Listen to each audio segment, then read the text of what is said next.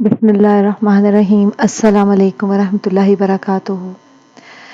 ذرا ایک منٹ کے لیے سوچئے، ایک شخص جو گناہوں میں ڈوبا ہوا ہے، کوئی ہے جو حرام کمائی کھا رہا ہے، کوئی ہے جو بڑی ہی بری صحبت میں پھنسا ہے، کوئی حرام رشتے میں گرفتار ہے۔ جب کوئی اسے سمجھاتا ہے تو اس کا ایک ہی جواب ہوتا ہے، میں کیا کروں، حالات ہی ایسے ہیں، میں مجبور ہوں، اگر یہ چھوڑ دوں تو میرا نقصان ہو جائے گا۔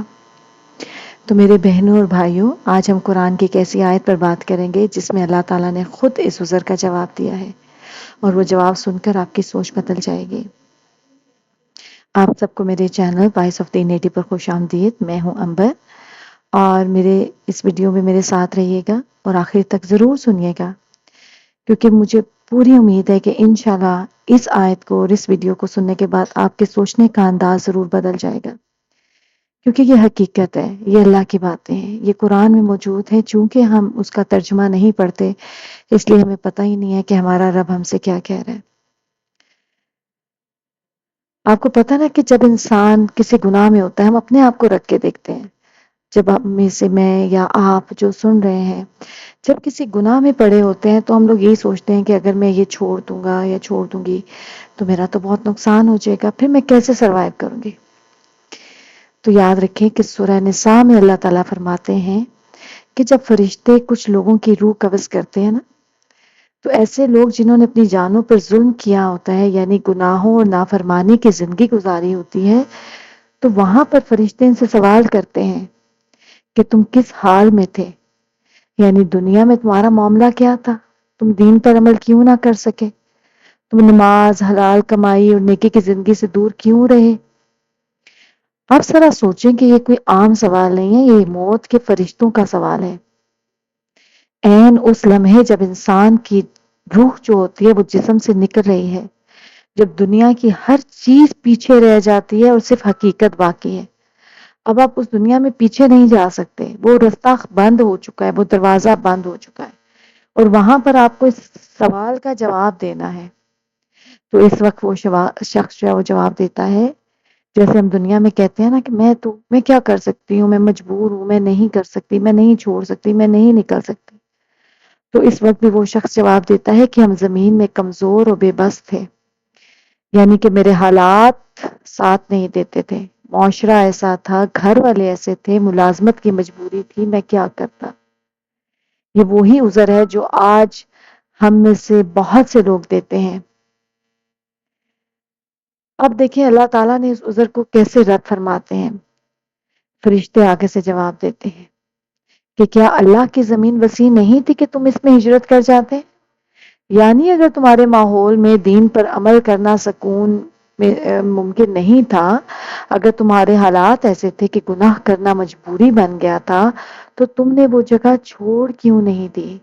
اللہ کی زمین صرف ایک شہر یا ایک گھر تک محدود نہیں تھی، تم کہیں اور جا سکتے تھے، کوئی اور راستہ اختیار کر سکتے تھے، کوئی اور طریقہ ڈھونڈ سکتے تھے۔ تو اس کے بعد اللہ تعالیٰ فرماتے ہیں کہ ایسے لوگوں کا ٹھکانہ جہنم ہے، اور وہ بہت ہی برا ٹھکانہ ہے۔ سوچیں کہ یہ کتنا سخت جواب ہے۔ یہ اللہ نہیں فرما رہے کہ تم مجبور تھے، معاف کر دیا جائے گا، بلکہ فرما رہے ہیں کہ جب تک تمہارے پاس کوئی راستہ، کوئی چوائس موجود تھی اور تم نے پھر بھی گناہ کو چنا، تو یہ عذر قابل قبول نہیں ہے۔ اب یہاں پر ایک بہت ہی اہم بات سمجھنی ہے تاکہ کوئی غلط فہمی نہ رہے۔ بالکل اسی صورت کی اگلی آیت میں اللہ تعالیٰ فرماتے ہیں کہ ان کمزوروں کو اس حکم سے مستثنا رکھا گیا ہے، وہ مرد، عورتیں اور بچے جو واقعی بے بس ہیں، جن کے پاس کوئی تدبیر نہیں ہے اور نہ ہی کوئی راستہ معلوم ہے کہ کدھر جائیں۔ ایسے لوگوں کے بارے میں اللہ تعالیٰ فرماتے ہیں امید ہے کہ اللہ انہیں معاف فرما دے گا۔ یعنی کہ اسلام حقیقی مجبوری کو سمجھتا ہے، اگر کوئی سچ میں بے بس ہے تو کوئی چوائس نہیں ہے تو اللہ کی رحمت اس کے شامل حال ہو سکتی ہے۔ لیکن سوال ایک یہ بھی ہے کہ کیا ہم واقعی بے بس ہیں یا صرف بہانہ بنا رہے ہیں۔ چلیں اب آئیے ہم آج کی زندگی پر اس آیت کو لاگو کرتے ہیں اور دیکھتے ہیں کہ یہ آیت ہماری زندگی میں کس جگہ پہ فٹ ہو رہی ہے۔ کیونکہ ظاہر ہے قرآن صرف قصے کہانیاں سنانے کے لیے نہیں نازل ہوا، بلکہ یہ عمل کے لیے نازل ہوا ہے۔ ایک شخص ہے جو سودی نظام میں نوکری کر رہا ہے، جب اسے سمجھایا جاتا ہے تو کہتا ہے کہ بھائی اور تو کوئی نوکری ملتی نہیں، گھر کیسے چلاؤں؟ لیکن کیا اس نے واقعی کوشش کی تھی؟ کیا اس نے حلال ذریعہ ڈھونڈنے کی سنجیدہ کوشش کی تھی یا صرف آرام کی وجہ سے رکا رہا؟ ایک لڑکی یا لڑکا کہتا ہے کہ میں نماز نہیں پڑھ سکتا، میرے گھر کا ماحول ایسا نہیں ہے، سب مذاق اڑاتے ہیں۔ لیکن کیا واقعی کمرے میں 5 منٹ نکالنا ناممکن ہے یا یہ صرف سستی اور بہانہ ہے؟ کوئی کہتا ہے کہ میری دوستی ایسے لوگوں سے ہے کہ گناہ کی طرف لے چلتے ہیں، مگر میں انہیں چھوڑ نہیں سکتا ورنہ اکیلا رہ جاؤں گا۔ یاد رکھیں، اکیلا پن اس گناہ سے کہیں بہتر ہے جو جہنم کی طرف لے جائے۔ ایک تاجر کہتا ہے کہ اگر میں جھوٹ بول کر مال نہ بیچوں، ملاوٹ نہ کروں تو میرا کاروبار نہیں چلے گا، مگر کیا رزق دینے والا اللہ نہیں ہے؟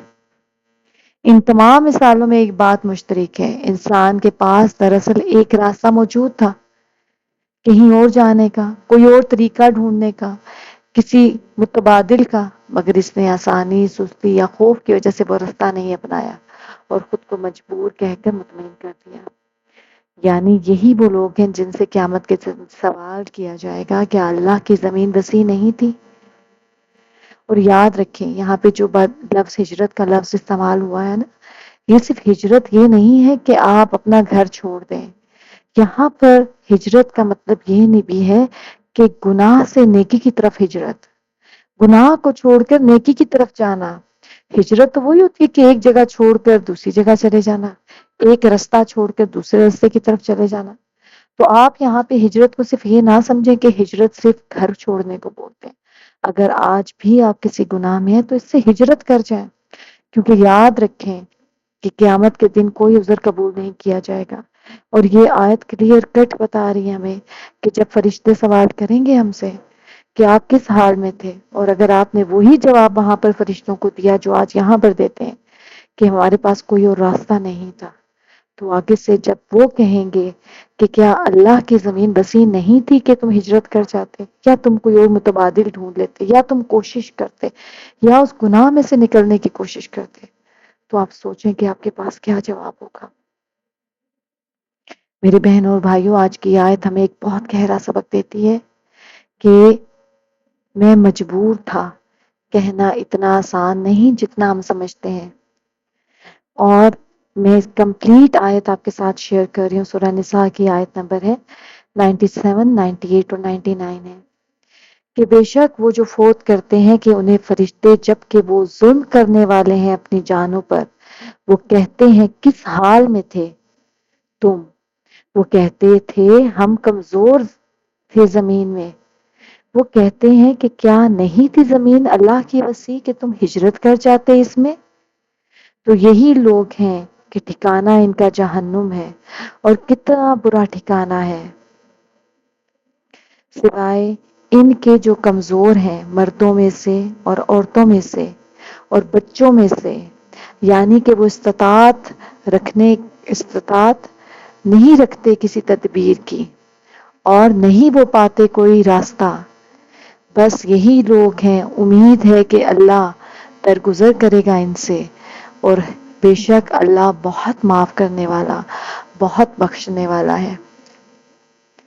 اللہ ہمارے دلوں کا حال جانتا ہے، وہ جانتا ہے کہ کب انسان واقعی بے بس ہے اور کب صرف سستی، خوف یا دنیاوی فائدے کی وجہ سے گناہ میں پڑا ہوا ہے۔ آج ہی اپنے دل سے سوال کریں، کیا کوئی ایسی چیز ہے جس میں مجبوری کہہ کر جاری رکھے ہوئے ہیں آپ، جبکہ حقیقت میں اس میں سے نکلنے کا راستہ موجود ہے؟ اگر ہاں تو آج ہی وہ راستہ ڈھونڈیں۔ اللہ کی زمین وسیع ہے، چاہے وہ کسی جگہ کو چھوڑنا ہو، کسی نوکری کو بدلنا ہو، کسی صحبت سے دور رہنا ہو، یا اپنی عادت بدلنا ہو، ہمیشہ ایک ہی راستہ موجود ہوتا ہے۔ بس ہمت اور نیت کی ضرورت ہے، راستے بہت ہیں۔